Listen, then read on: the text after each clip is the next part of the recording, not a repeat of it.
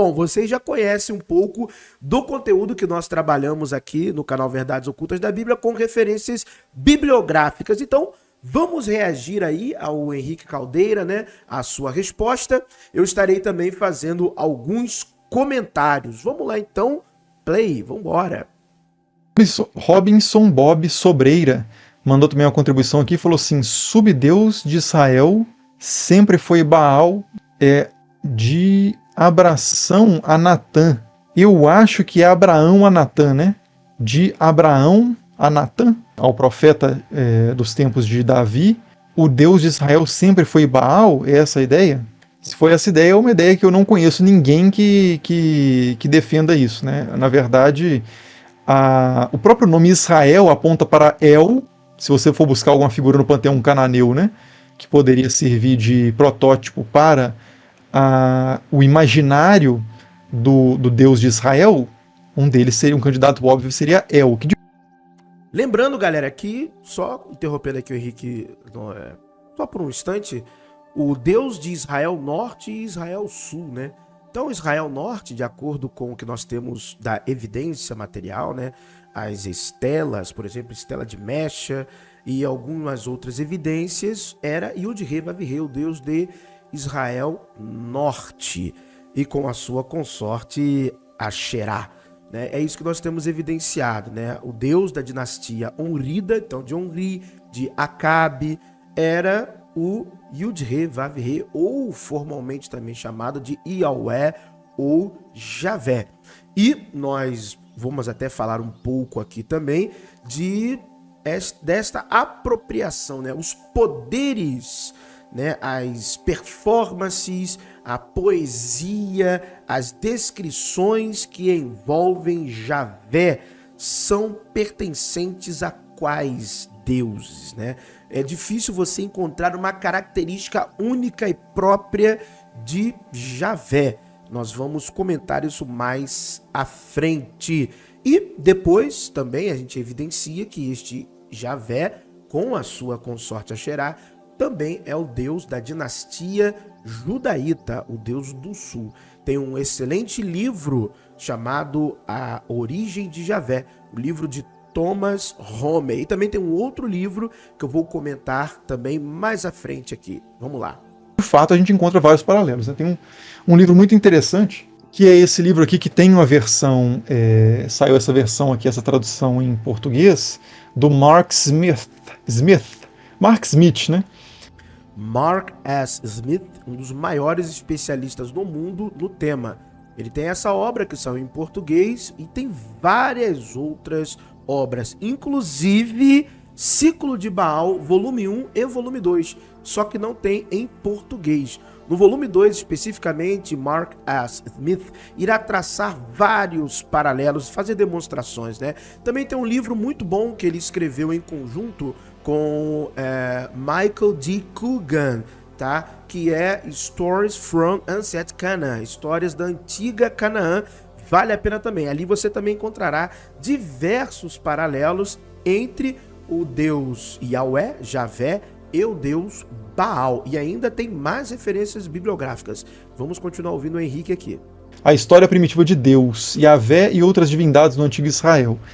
E tem um capítulo específico sobre os paralelos de Yahvé com El, e um capítulo específico sobre os paralelos de Yahvé com Baal, um capítulo específico de comparativo de Yahvé com divindades solares, como Shamash, por exemplo.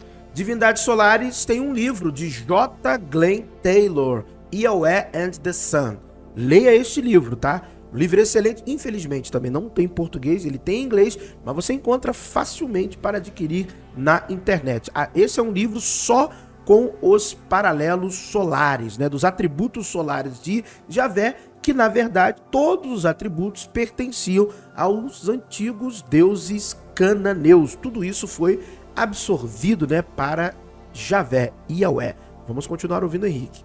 Um comparativo de Yahvé com atributos tradicionalmente femininos, por exemplo, de Asherá ou outras deusas.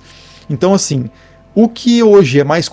Desculpe interromper o Henrique de novo, lembrei de outro livro aqui, que você tem que ter, já que ele falou aqui dos atributos femininos que estão nesse livro. Esse livro é muito bom, tá?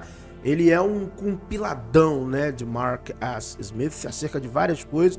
Não é uma obra definitiva, porque ele mesmo tem várias obras individuais que falam sobre cada questão, artigos científicos publicados. Mas Yahweh, o título em inglês, né? Yahweh, os deuses e deusas de Canaã, aonde o autor... os livrinhos vão aparecendo aqui, né? A edição vai aparecer a capa dos livros aqui, onde o autor vai trabalhar cada um desses paralelos com os deuses mais importantes, né? Porque são 70 filhos, né, de El e Asherá, incluindo Baal, que é um dos filhos de El, também no panteão cananeu. Então, o autor ele vai traçar o paralelo com os deuses mais importantes, as divindades mais importantes do panteão cananeu. Consensual em termos de como que o imaginário do Deus que a gente vê na Bíblia foi consolidado, no sentido de como que as pessoas imaginaram esse Deus.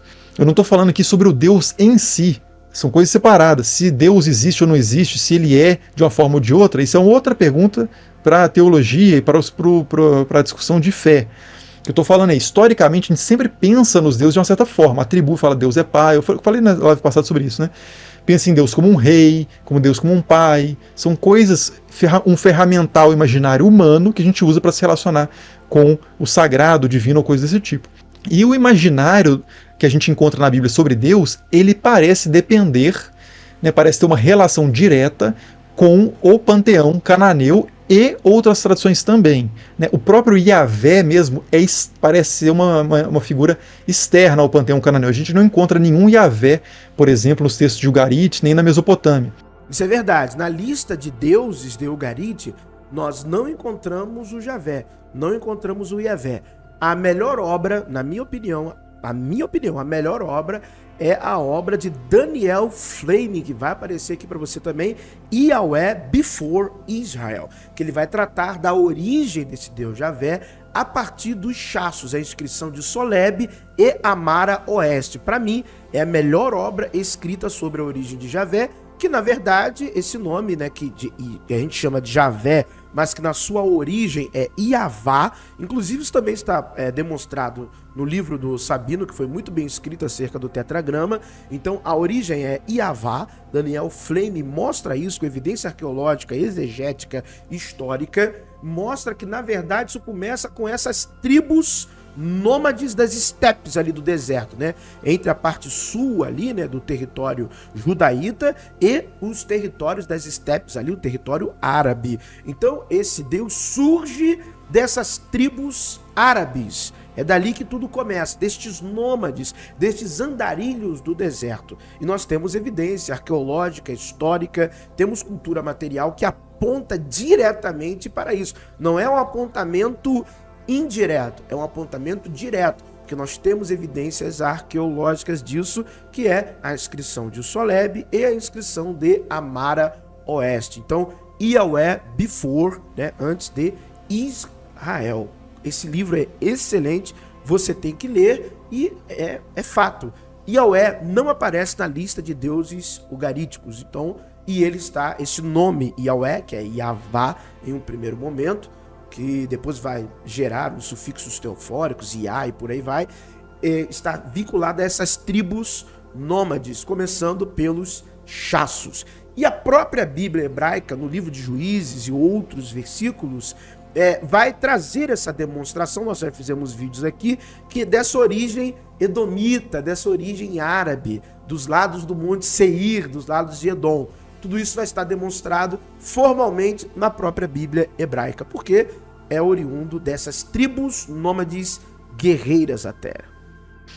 Então parece que era esse deus Yahvé, era um deus da tempestade, que foi um deus guerreiro, né, que recebeu, o imaginário era esse, e ele foi recebendo, de certa forma, absorvendo atributos tradicionais que eram atribuídos antes a outros deuses, como o Baal, né, que cavalga as nuvens, né, o senhor das tempestades, a sua relação com Asherá, que pode remeter tanto a El quanto a Baal, e por aí vai. Então, assim, a ideia de que o Deus de Israel seja Baal Lembrando, desculpe interromper o Henrique aqui mais uma vez, lembrando que isso na própria Bíblia tem todos os paralelos. Quem conhece os textos ugaríticos, os achados de Rai Shanra, e formalmente já foi demonstrado por diversos acadêmicos, inclusive eu quero recomendar para vocês aqui, opa, esbarrei aqui sem querer, você tem que ler esse livro, Yahweh's Appropriation of Baal, uma coisa assim, de James Anderson. A capa do livro está aqui. Isso é demonstrado com paralelos de versículos bíblicos com textos de Ugarit. Então não é invenção do Henrique Caldeira, nem de Mark S. Smith, nem minha, porque quem já abriu os textos ugaríticos, como nós abrimos aqui no canal os textos ugaríticos, nós pegamos e mostramos evidências dos paralelos. Então, Salmo 74, 13, Salmo 82 da Congregação dos Deuses, por exemplo, os atributos do Salmo 29 dados a Javé, que são de Baal, Daniel capítulo 7, que tem uma cópia de um texto ugarítico, quando fala daquele que cavalga nas nuvens, que é o que o Henrique Caldeira está falando aqui agora. Isso é um texto ugarítico. Quando Kotar War Aziz, o deus, né, que seria comparável ao Hefesto na mitologia grega, é um anúncio que ele faz de Baal, cavaleiro das nuvens, o que cavalga sobre as nuvens, e nós vemos esse paralelo no livro do profeta Daniel, inclusive da mesma sentença: seu reino é eterno que não terá fim. Essa sentença foi dada a Baal primeiro, muito antes de ser a Javé, o filho do homem, no livro do profeta Daniel. Então, e ainda outros e outros salmos, livro de Jó tem paralelos com o ciclo de Baal, Jó 26:12, por exemplo, e outros textos do livro de Jó que nós já trabalhamos aqui no canal Verdades Ocultas da Bíblia. Então, para quem não conhece o tema, para quem ainda não mergulhou nele, tem aqui no canal, você tem mais de 30 vídeos de paralelos bíblicos e textos de Ugarit, diversos paralelos, não só de Yahvé, mas de histórias que estão em Ugarit e que estão na Bíblia hebraica, como por exemplo o pacto entre Deus e Abraão é o pacto entre o Danel e o Kotar War Aziz. O texto é inteiramente similar, né? As mesmas características de um Deus que visita um ancião, ele promete um filho e sua esposa cozinha enquanto Deus está ali esperando. A mesma estrutura histórica do ponto de vista do folclore lendário cananeu também está na Bíblia hebraica. Entre outros paralelos também, fora de outras culturas da literatura do Antigo Oriente Próximo. Então, não esquece de também ler esse livro, tá? De James S. Anderson. A capinha tá aparecendo aqui, se eu não me engano é Yahweh's Appropriation of Baal. Leia esse livro de James Anderson. A questão é que em certo momento pode ser que não havia uma distinção. Alguns praticantes das religiões, dos cultos ali da antiga Israel, pode ser que não viam uma diferença entre esses dois deuses. É possível, uma assimilação total, né? De chamar Yahvé de Baal, por exemplo. Mas depois, quando a gente chega nos textos bíblicos, são figuras que são distintas ao ponto de ter tantos textos polêmicos contra Baal, né? De que o Deus verdadeiro é Yahvé e não Baal, que os profetas de Baal são derrotados pelos profetas de Yahvé, que os reis que erguem monumentos e lugares culticos, né, para Baal são malditos e por causa deles é que Israel não foi para frente e coisa do tipo. Então, quando a gente chega nos tempos já da produção dos textos... Lembrando que isso é uma narrativa bíblica, né? A instituição do culto a Javé ou ao iauísmo, vamos dizer assim, né? Essa assimilação, né, de todas as características de outras divindades concentrada em uma só. Aí nós temos a obra de Mário Liverani, né, Para Além da Bíblia, que irá trabalhar em alguns capítulos estes aspectos, que é uma característica em grande parte do período pós-exílico, do período persa principalmente. Então tem 12 livros muito bons do historiador italiano Mário Liverani, que é Histórias de Israel e a História de Israel.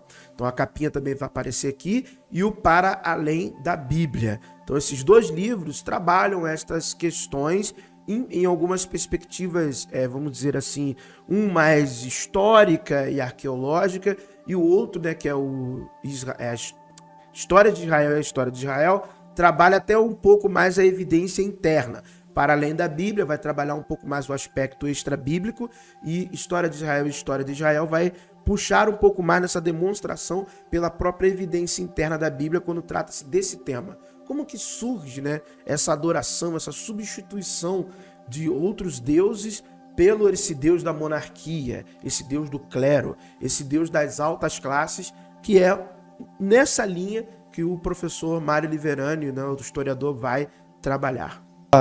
Da Bíblia hebraica, há uma distinção muito forte, pelo menos pelos autores desses textos, o que não significa dizer que todo o povo concordava com eles, mas há uma dimensão muito forte, uma intenção muito forte de distinção de Yahvé em relação a Baal, mas de fato são figuras que parecem compartilhar aí uma herança cultural, um repertório cultural comum e cultural também, né? Mas assim, sempre há uma variação. A religião, como qualquer coisa na história, como qualquer fenômeno cultural, ela sempre se transforma com o tempo, né? Então qualquer sempre, nesse sentido de o Deus de tal povo sempre foi tal, é difícil, né? Porque a gente vê essa transformação no próprio entendimento do Deus de Israel nos textos da Bíblia. Diferentes visões sobre o Deus de Israel, né? E o Israel Nóbrega também faz um comentário que é importante, sempre na análise desses textos. O Javé é um Frankenstein, né? Isso é fato. O Javé bíblico, ele é um Frankenstein. Ele tem pedaços de vários deuses, né? Ele tem características do próprio Mot, que é o deus da morte, cananeu. Ele tem características de Baal, ele tem características de El, ele tem características de Oron, sim, que é uma divindade também do panteão cananeu. Ele tem títulos que estão na lista de divindades de Ugarit, títulos que eram para aquelas divindades que são atribuídas a ele. Tudo isso está nas obras que eu falei aqui para vocês. Nós vemos também apropriações de deuses egípcios, como por exemplo Atum, Amun, Ra, Ptah. Nós vemos características, Deus descansou, por exemplo, é uma característica de Ptah. Isso está em um achado arqueológico que é muito mais antigo do que a Bíblia hebraica, que é o hino a Ptah. Então, vários atributos. Atom, Salmo 104, guarda diversas sentenças, literalmente quase Ctrl+V, Ctrl+C, que são do hino a Atom, né, de Akhenaton, deus de Akhenaton, o disco solar Atum, Atom ou Aten. Então, a gente tem nesse Yahweh a característica de diversos deuses e, principalmente na redação pós-exílica, diversas características de Yahweh são atributos do próprio deus persa, da dinastia Aquemênida, que é o Ahura Mazda. Inclusive, essa transformação de absorção de características do deus persa é literalmente o que vai parar no Novo Testamento. Então, o Yahweh, o Javé, ele é um Frankenstein. Ele vai sendo moldado de acordo com as perspectivas humanas do que é uma divindade. Então, eles vão vendo as evoluções, as transformações sociais, culturais e religiosas que vão acontecendo de maneira dinâmica ao longo dos séculos, e esses atributos, culturalmente, naturalmente, na mão do escriba, vão parar em Javé. Né? Que ele diz aqui, lembrando que Baal significa Senhor, exatamente. E El é uma palavra que foi utilizada de forma genérica para Deus e deuses, né? Na forma plural Elim ou Elohim. Então, esses nomes de deuses... Lembrando que no hebraico e no aramaico, né? No cuneiforme ugarítico, El tem significado próprio, e no cuneiforme ugarítico, Baal também tem um significado próprio. Na língua hebraica, a partir do que temos evidenciado, o texto massorético, das gramáticas que foram desenvolvidas pelos linguistas, né? Dessa escrita, isso aí sim é de aplicação genérica, mas nos textos cuneiformes ugaríticos não, são nomes próprios com significados, tá bom? Então tem obras muito interessantes que vão tratar da nomenclatura destes deuses.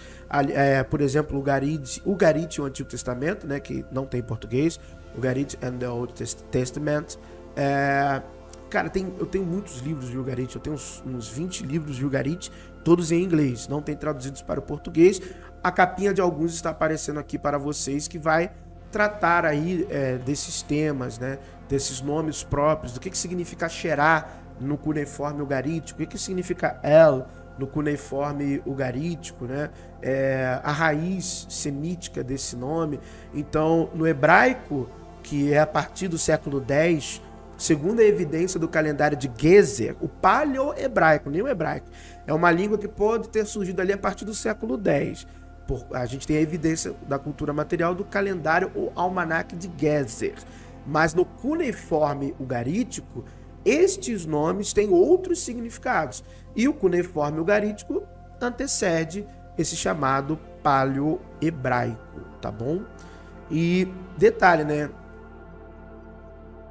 Então, é só uma reutilização gramatical por parte do hebraico de falar que Baal é senhor ou marido, né? Que ela é uma palavra genérica para Deus. Mas as línguas que vão anteceder o hebraico, esses nomes têm significado próprio. Muitas vezes são nomes meio genéricos, inclusive de outros deuses, né? Por exemplo, o deus que a gente chama de Cronos, do tempo, deus do tempo, na Grécia, quando a gente fala assim, Cronos é o deus do tempo, soa como um nome próprio, muito mais fortemente do que se você dissesse isso em grego. Porque Cronos, que é o nome do deus, é exatamente tempo. Uranos é exatamente céu, né? Então Urano é o deus do céu. Bom, Urano é o próprio céu, né? No vídeo sobre o arco-íris, eu comentei também, no vídeo que eu fiz sobre o arco-íris em diversas traduções, eu comento que a palavra que a gente usa para que a gente hoje chama de arco-íris, o fenômeno, melhor dizendo, que a gente chama de arco-íris, os gregos chamavam de íris, que é o nome da deusa. Então a deusa e o fenômeno têm exatamente o mesmo nome, né? E isso é importante de levar em consideração quando a gente está nesses textos, para entender de fato quando que Baal é uma referência específica a uma entidade cananeia com atributos bem marcados, com templos bem localizados, etc. E quando é uma designação genérica para senhor. Inclusive senhor no sentido humano até. Então, mas claro que um Mark Smith, por exemplo, né, do livro que eu mostrei aqui, leva isso em consideração. Ele não pega assim, falou o El na Bíblia hebraica, é o El cananeu. Claro que não, né? A gente sabe que, pelo contexto, pelo uso ali, que muitas vezes a palavra El está como Deus no sentido genérico. Mas em outros casos, ela está claramente como uma designação do Deus, né? Então isso a gente vê pelo contexto. A Gabriela Marques também mandou uma contribuição, valeu Gabriela, e falou que no Antigo Testamento é muito citado que Deus é o Deus dos judeus, que eles são o povo escolhido de Deus. De que forma interpretar isso e aceitar que Deus é um Deus de todos, criador de todos? Essa pergunta é bem complicada também, né? A ideia, os deuses em geral, eles tinham o seu povo. Uma coisa para falar sobre isso, inclusive interessante, é sobre um tema que é o tema da distribuição dos povos entre deuses. Esse versículo que ele vai citar de Deuteronômio é muito interessante. Entretanto, porém, eu não tenho nenhum problema em falar logo a verdade. É balela, é história. Não existe essa de povo escolhido, nação eleita. Quando a gente lê o Avesta, os adoradores de Ahura Mazda eram escolhidos. Antes da formação do mundo, Ahura Mazda já havia determinado ou predito quem se tornaria... tem um nome para anjo, né? Eu esqueci o nome agora. Fragartes, eu não lembro agora o nome exato. Mas havia determinados da boa religião. Cara, não existe isso. Os persas não eram escolhidos, os judeus não são escolhidos, os muçulmanos não são escolhidos. Não existe essa de povo escolhido. E, inclusive, o que vai se tornar a eleição de Paulo no Novo Testamento nada mais é do que a eleição de Enoque e a eleição dos essênios. Se você pegar os pergaminhos de cura, os textos sectários, os textos da própria seita, como um QS, eles são os eleitos da nova aliança. Todas aquelas características vai parar em Paulo, por exemplo, e que estão também no livro de 1 Enoque. Lembre-se que 1 Enoque, os fragmentos em aramaico foram encontrados na caverna 4 de Cura e traduzidos, né, pelo especialista J.T. Meleke. Então sim, 1 Enoque foi encontrado em aramaico em Cura, na caverna 4. Então não existe isso de povo eleito. Isso aí é balela, é narrativa, é história. Então todo mundo é eleito, todo mundo é eleito. Todo mundo que tinha um Deus lá se disse escolhido do seu Deus, eleito do seu Deus, e por aí vai. Até a Estela de Mércia lá, o rei moabita, Quemos escolheu ele lá para alguma coisa. Então isso é balela, isso não existe. Não existe o povo eleito, nem nação eleita, não existe ninguém melhor do que ninguém. Isso é narrativa religiosa. Isso aparece na Bíblia, e isso aparece em textos mesopotâmicos também, em que você tem os 70 filhos de El, do Deus Supremo do panteão cananeu, e a cada um deles é dada, como é que fala, hein? Autoridade, né? Sobre um território, barra povo, né? Barra clã, que é uma coisa que dá muita discussão, que é a possibilidade de uma leitura ali, que inclusive não é uma leitura minoritária, pelo contrário, acredito que hoje seja a leitura majoritária do texto, é que o texto de Deuteronômio, onde que é isso, hein? Que é o Altíssimo Isso aí, 32. dividiu os povos de acordo com o número dos filhos de Elohim. No texto massorético, que é de onde vem geralmente a tradução dos nossos antigos testamentos e das Bíblias hebraicas, né, que é um documento manuscrito medieval, está dito lá que o Altíssimo, Eliom, dividiu os povos de acordo com o número dos filhos de Israel, o que é uma coisa que não faz sentido naquele contexto do texto. Quando você volta nos manuscritos do Mar Morto, que são documentos que trazem esse texto numa versão mais de 1000 anos mais antiga, você tem a expressão Bene Elohim, os filhos de Deus, que é uma nomenclatura muito utilizada. Os filhos dos deuses. Filhos dos deuses, não de Deus. Não estou corrigindo o professor. Eu sei mais ou menos porque ele foi na direção. Por causa de uma regra gramatical hebraica que inventaram, fazendo com que Elohim, que é plural, possa significar algo no singular. Não, mas Elohim é deuses. Filho dos deuses. Quais deuses? El e Asherá.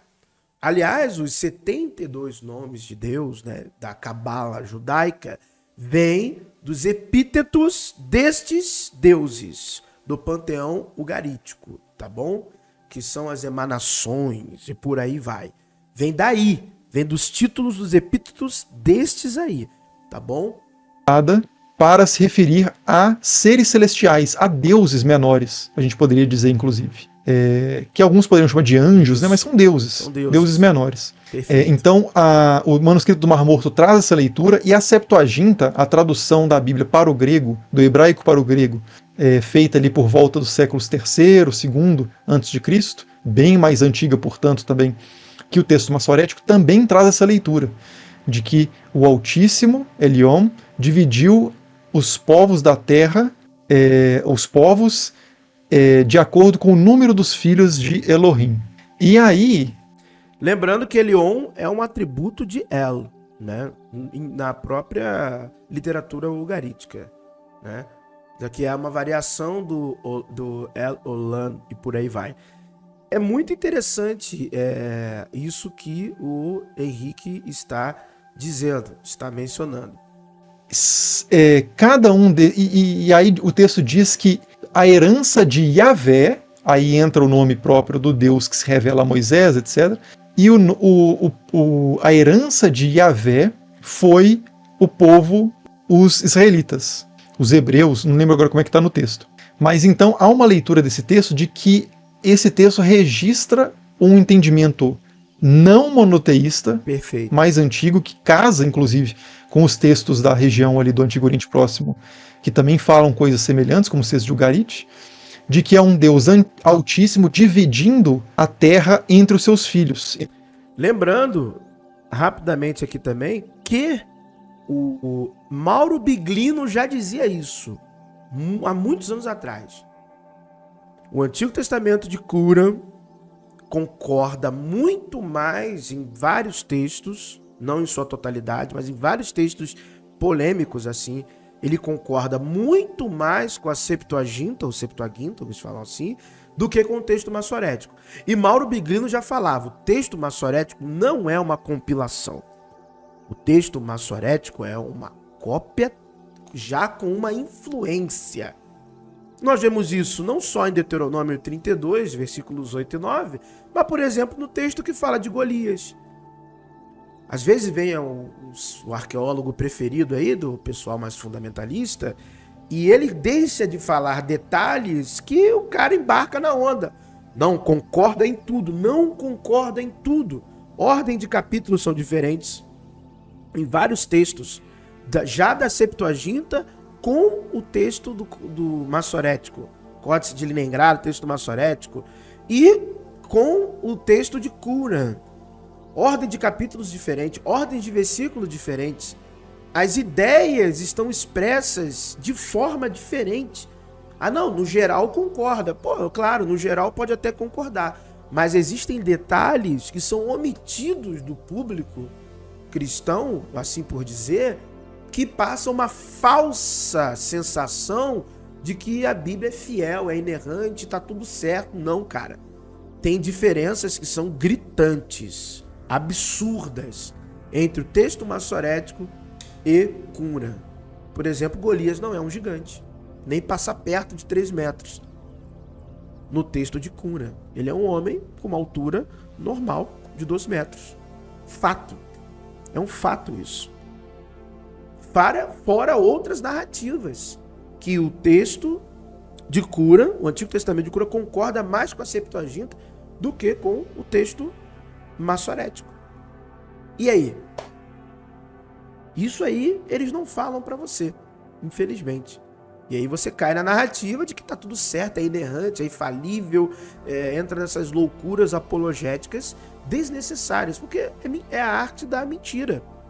Tem muitas diferenças. Entre os deuses menores, cada um soberano sobre um local. E para Yahvé, no caso, né, para um entre os deuses fica esse povo. Depois a gente pode fazer um vídeo sobre isso, sobre conselho divino, né, sobre a ideia de filhos de Deus. Teve uma pessoa que comentou nos vídeos recentemente, que falou que é o terceiro vídeo que eu estou assistindo, que você está falando que o termo filhos de Deus se refere a anjos ou seres celestiais, e que não é. Bom, depois eu vou fazer um vídeo especificamente sobre isso. Mas então, assim, é muito comum. Era assim e muda a interpretação a partir do século V. A partir do século V da Era Comum, vão surgindo as primeiras teologias, os primeiros textos, que no ambiente cristão, que vão falar que estes Bnei Elohim não eram anjos, descaracterizando isso para a questão humana, esses Elohims, né, governantes, nobres e por aí vai. Entretanto, porém, na primeira porção do livro de Enoque, em aramaico, que nós encontramos em Qumran, é ali que vem a fonte mais antiga. E ali, estes Bnei Elohims, na fonte mais antiga, não na tradição teológica, não tem um Targum também, que tem um comentário, não lembro se é o Targum de Jonathan, não lembro agora de qual o Targum, que vai fazer esse comentário também dizendo que não eram anjos, né, ou deuses, um negócio assim. Agora a mente falhou. Mas no texto aramaico, primeiro Enoque, aramaico, século II a.C., Bnei Elohim, ali são anjos. Então o que vale não é a tradição teológica, não é a interpretação, é a cultura material, é o documento, é a arqueologia, é a evidência. Isso é que tem que falar mais alto, e não tradição teológica, não cultura interpretativa. O que o texto diz claramente, anjos. Fala formalmente, mostra que são anjos. Então Bnei Elohim eram anjos, na tradição textual. Aí na tradição interpretativa teológica vai começar a descaracterizar isso. Nas tradições antigas que pensaram os deuses de forma situada, né? O deus de uma cidade, o deus de uma nação, o deus de um povo. E aí, claro, quando você transforma isso num monoteísmo, num sentido forte, de que os outros deuses sequer existem, não é nem que os outros deuses são menores, mas os outros deuses sequer existem, como conciliar isso com bom, então a soberania dele é absoluta, de fato. E aí ele tem que ser um deus dos outros povos em alguma medida também. E no caso do cristianismo, como o cristianismo ele rompe barreiras de clã muito fortemente, o cristianismo ele já nos primeiros séculos ele é uma religião que cresce principalmente entre não-judeus. A ideia de uma etnicidade da religião ela é muito fraca no cristianismo. Perfeito. Então a ideia, por exemplo, Paulo mesmo já fala, né, de que em Cristo não há judeus nem gentios. Então existe essa ideia de que não há uma marcação étnica tão importante. Mas enfim, isso é um tema muito espinhoso, complexo. Eu vou deixar isso para responder isso depois num vídeo mais organizado. Valeu, pessoal. Muito bom o vídeo do Henrique Caldeira.